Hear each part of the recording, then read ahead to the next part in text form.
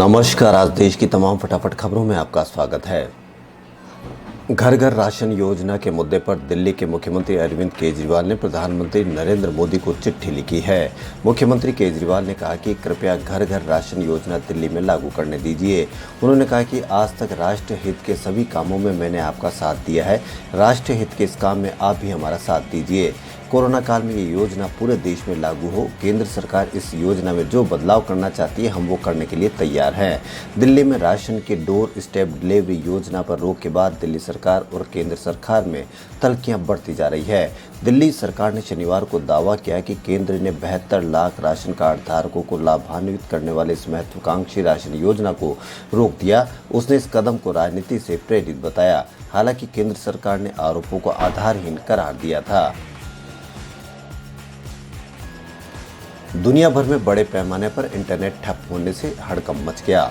खबरों के मुताबिक न्यूयॉर्क टाइम्स, CNN समेत बड़ी अंतर्राष्ट्रीय न्यूज वेबसाइट और पोर्टल इस कारण डाउन हो गए। प्रारंभिक रिपोर्ट में कहा गया है कि एक प्राइवेट CDN में समस्या आने के कारण इंटरनेट में तकनीकी खामी सामने आई। इस बारे में और जानकारी हासिल की जा रही है। खबरों के अनुसार तमाम popular website Reddit, Spotify, PayPal, Shopify आदि भी ठप हो गई। गार्डियन, न्यूयॉर्क टाइम्स, BBC और फाइनेंशियल टाइम्स जैसी साइटों को भी इस परेशानी का सामना करना पड़ा है। माना जा रहा है कि लोकप्रिय CDN प्रोवाइडर फास्टली में दिक्कत के कारण ऐसा हुआ है। देश की राजधानी दिल्ली में कोरोना वायरस के केसों की संख्या और पॉजिटिविटी रेट में लगातार कमी आ रही है। दिल्ली में पिछले 24 घंटों में मात्र 316 नए मामले दर्ज किए गए हैं, जबकि इस दौरान 41 लोगों की मौत कोरोना संक्रमण से हुई है। यहाँ कोरोना पॉजिटिविटी रेट 0.44% रह गई है। दिल्ली में अब कोरोना के एक्टिव मामले 5000 से भी कम हो गए हैं। 24 मार्च के बाद ये पहली बार है जब देश की राजधानी में 5000 से कम एक्टिव मामले हैं।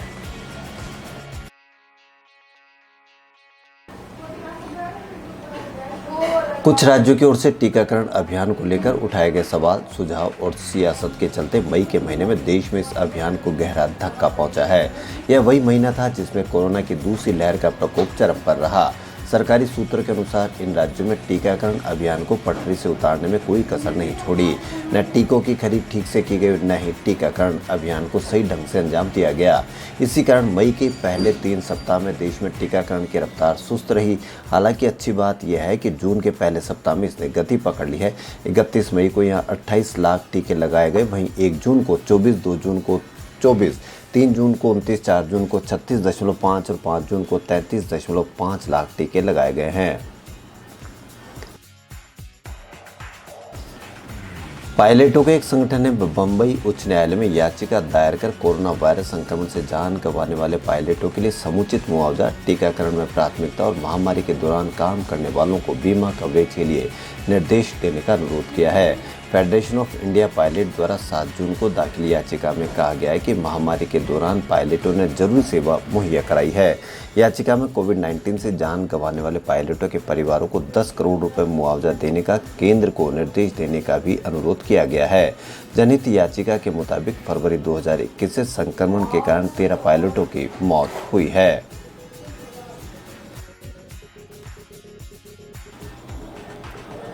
कोविड-19 वैक्सीनेशन के लिए लोगों को प्रोत्साहित करने के लिए कई बैंकों ने कुछ आकर्षक योजनाओं का ऐलान किया है। ऐसे 2 सरकारी बैंक हैं जिन्होंने घोषणा की है कि वो ऐसे ग्राहकों को फिक्स डिपॉजिट पर ऊंची दरों पर ब्याज देंगे जिन्होंने कोविड वैक्सीन लगवा ली है। यानी कि आप एक तरफ तो खुद को कोविड के खिलाफ सुरक्षित करें, दूसरी तरफ आपकी पूंजी ज़्यादा तेजी से बढ़ रही है। सरकारी बैंक यूको बैंक ने सोमवार को अपनी योजना यूको वैक्स 999 की घोषणा की है। इस योजना के तहत बैंक अपनी FD पर मौजूदा ब्याज दर की तुलना में 30 बेसिस पॉइंट यानी 0.30% ज़्यादा की दर से अपने ग्राहकों को ब्याज दर देगी। केरल, ओडिशा, पश्चिम बंगाल और उत्तर पूर्वी राज्यों के बाद महाराष्ट्र के कई जिलों में बारिश ने दस्तक दी है। मुंबई में लगातार सुबह जोरदार बारिश हुई। मौसम विभाग ने मुंबई में अगले 3 दिन भारी बारिश की चेतावनी जारी की है। इसे देखते हुए जर्जर इमारतों को खाली कराने का आदेश दिया गया है। उधर मध्य प्रदेश में भी प्री मानसून एक्टिविटी शुरू हो गई है। IMD ने राजस्थान, मध्य प्रदेश, छत्तीसगढ़ और कई राज्यों में मंगलवार को बारिश का येलो अलर्ट जारी किया गया है। एक तरफ केरल, लक्षद्वीप, पूरे दक्षिण भारत और उत्तर पूर्वी राज्यों में बारिश का मौसम बना हुआ है, तो वहीं पंजाब और हरियाणा में तीखी गर्मी पड़ रही है।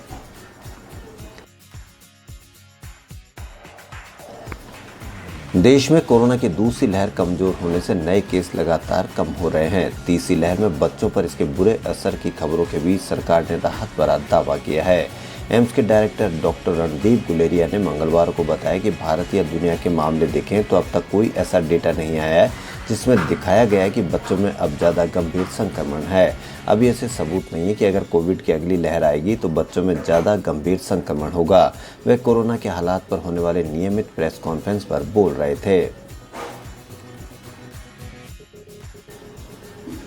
देश में रविवार को 87,295 लोगों की कोरोना रिपोर्ट पॉजिटिव आई। 63 दिन के बाद देश में एक दिन में 1 लाख से कम कोरोना संक्रमितों की पहचान हुई है। इससे पहले 5 अप्रैल को 96,563 लोग कोरोना संक्रमित पाए गए थे।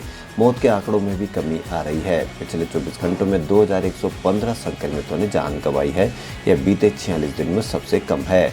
इससे पहले 22 अप्रैल को 2,257 लोगों की मौत हुई थी। अब तक 3,51,344 लोग कोरोना से जान गंवा चुके हैं। हालांकि अच्छी बात यह भी रही कि बीते दिन 1,85,747 लोग कोरोना से रिकवर हुए। इस तरह से एक्टिव केस यानी इलाज करा रहे मरीजों की संख्या में 1,535 की गिरावट दर्ज की गई। भारत बायोटेक की कोरोना वैक्सीन कोवैक्सीन को जुलाई से सितंबर के बीच वर्ल्ड हेल्थ ऑर्गेनाइजेशन से इमरजेंसी यूज की मंजूरी मिल सकती है। इसे बनाने वाली कंपनी भारत बायोटेक इसके लिए WHO में अप्लाई कर चुकी है। अगर ऐसा होता है तो सितंबर में कोवैक्सीन लगवा चुके लोग भी विदेश यात्रा कर सकेंगे। कंपनी ने बताया कि 60 देशों में कोवैक्सीन के लिए रेगुलेटरी अप्रूवल्स की प्रोसेस चल रही है। इनमें कोरोना से सबसे ज़्यादा प्रभावित अमेरिका और ब्राज़ील भी शामिल है। मराठा आरक्षण, तूफान से हुए नुकसान और वैक्सीनेशन जैसे कई अहम मुद्दों पर महाराष्ट्र के मुख्यमंत्री उद्धव ठाकरे ने मंगलवार को प्रधानमंत्री नरेंद्र मोदी से मुलाकात की। खास बात यह थी कि एक दिन पहले मुलाकात का शेड्यूल हुआ और दोनों ने मीटिंग अकेले में की। ये बातचीत काफ़ी लंबी चली, करीब 1 घंटा 40 मिनट तक। सवाल भी हुए तो उद्धव ने कहा कि भले ही राजनीतिक रूप से साथ नहीं है, लेकिन इसका मतलब नहीं कि हमारा रिश्ता खत्म हो गया है। मैं कोई नवाज शरीफ से थोड़े ही मिलने गया था जो छिप कर मिलता। यदि मैं उनसे व्यक्तिगत मुलाकात करता हूं तो इसमें क्या गलत है।